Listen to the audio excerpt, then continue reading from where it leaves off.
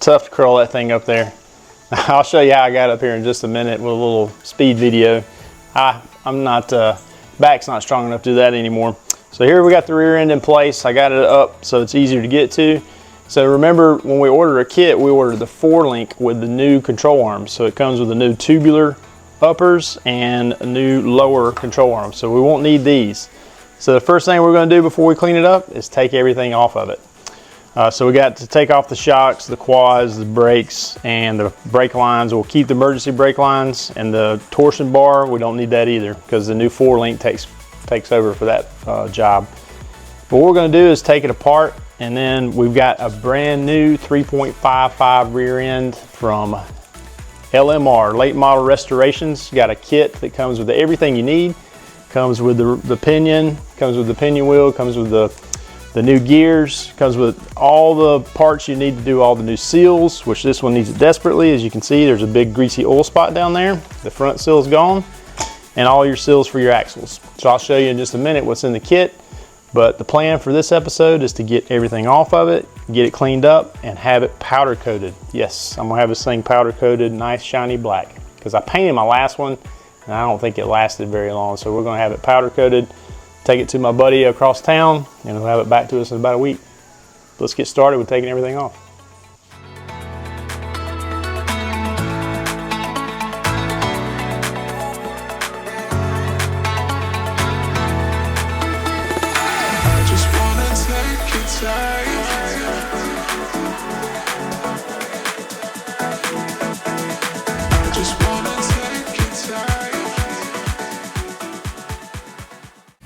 The first thing we're pulling off is this quad shock, and you want to save the bracket because you'll be reusing it.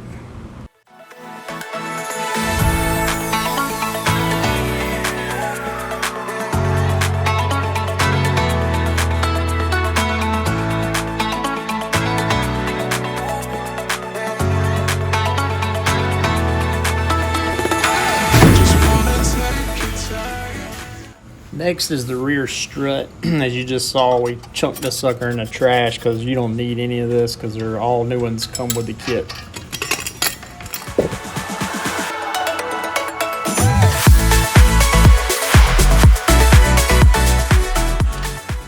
Speed, elegance, and efficiency. And here we're going to be taking off the lower control arms for the rear end because again, your kit comes with new ones.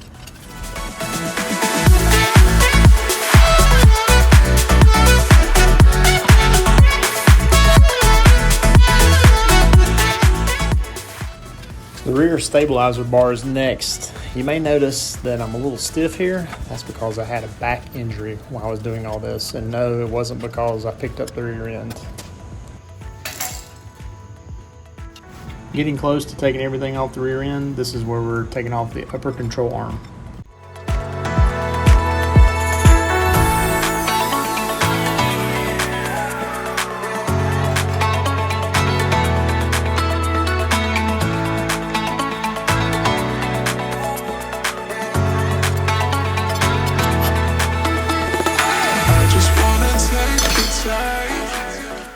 One of the last accessories to my rear end would be the brakes, which we're taking off here. You're going to retain the clip for the parking brake cable, and you do not need the sensor for traction control.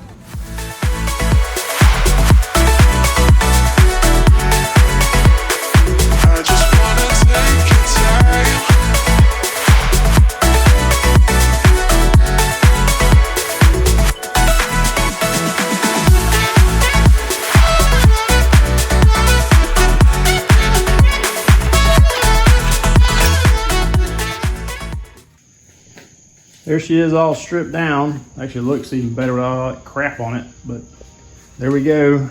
Now we'll take the pinion and gear out with the cover. I gotta get these bushings off. And then we'll just take the nice clean housing over to the powder coater and let him do his magic. I'm gonna take these brackets off here too. Forgot about that. Yeah, here. Nice to see this thing is gone and I've got space in my garage to work now. But the carcass is gone. Unfortunately, I wasn't here to take the video of it. But now we've got space to work on things and we can focus on getting the rest of the stuff off of the rear end. and get that thing to the powder coater.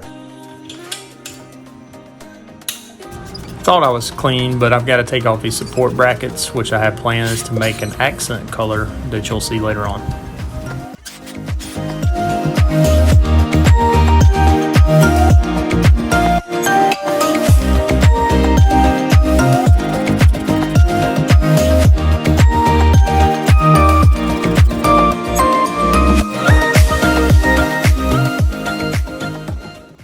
Now that counterweight removed, the last thing to do is crack open this rear end differential cover, which is the part that's really smelly, but we get it off pretty quickly here and drain what's left of the grease.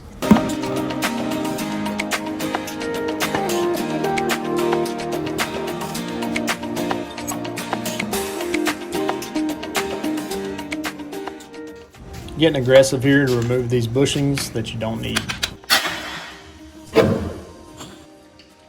Okay, at this point in the teardown, we've got the pumpkin off, we've drained it, and before we take the pinion gear out and the differential out, we're going to check the run out on this axle. And that's just simply, you get this dial indicator by this Harbor Freight, and we're looking to see if this needle moves. It's sitting here on the axle, and if it does, by how much, and it's not moving at all, which tells me the axle is good and straight. If it wobbled, that means this back plate for the axle is either bent or the axle itself is bent, which would cause the back tire to wobble. We'll check the other side.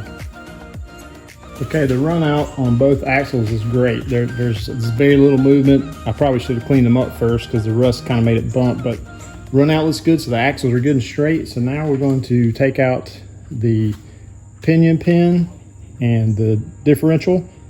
And to do that, we need to mark each one of these caps so we know which side they went to, because they have to go back exactly like you see them. And so you can tell this rear end has never been rebuilt because no one's ever put marks on them. So that's good. We're going to take that out, take the differential out, we'll take the pinion out, and then we'll actually put the differential back in and check the run out on it, but we're going to take the gear off to do that. So let's mark those. Got an old chisel that's perfect for that.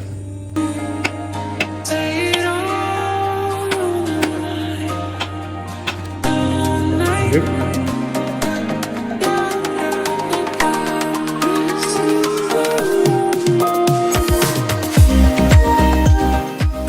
So now we got the pinion pin out.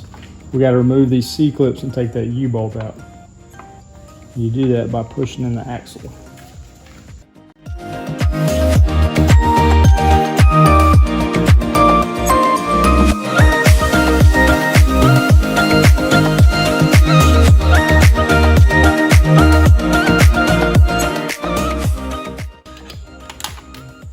Drop that one down in there. So now we'll take the axles up.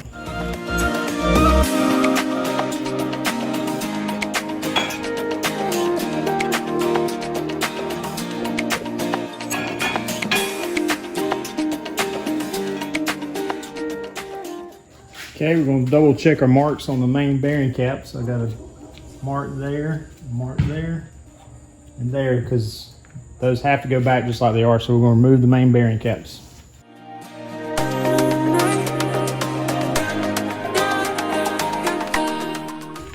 Now we pull the differential out, we need to note the size of the shims on either side and keep them in that same place. But I need to get another little table to do that. Working with a rear end like this, they're really stinky, smelly, greasy. It actually stunk up the whole house, but here we're going to remove the differential so we can measure those shims. And make sure that we're keeping the left and right shims in order of where they came out from. And here's the last piece of the teardown, is removing the old pinion. When we got to get the shim out of there and put on the new pinion that we got from LMR. All right, so I've decided to get it powder coated because I called the guy that does my powder coating for me, and he says if I get it to him tomorrow, he'll have it back to me by the end of the week. Tomorrow's Tuesday, and the price is awesome. But I promised him I would send it to him with no grease in it, so I'm gonna spray it down with some brake clean to clean it up, both outside and inside. So it's at least somewhat clean. He is going to sandblast it and then powder coat it. So I'll put the old cover, differential cover, back on it, and then kind of mark on there, do not, no need to worry about taping it up. And I told him I'd do that for him, and then that way it'll protect this surface too, because this has to be nice and clean when we get it back. Even when we get it back, we'll probably still take a wire brush wheel and clean this up really well, so I have a good contact surface. So we decided to powder coat it gloss black, and we'll have it back this weekend. Yeah, more parts. I know that's the oil pan. Oh, that's the header gaskets. Not sure what the rest of the stuff is.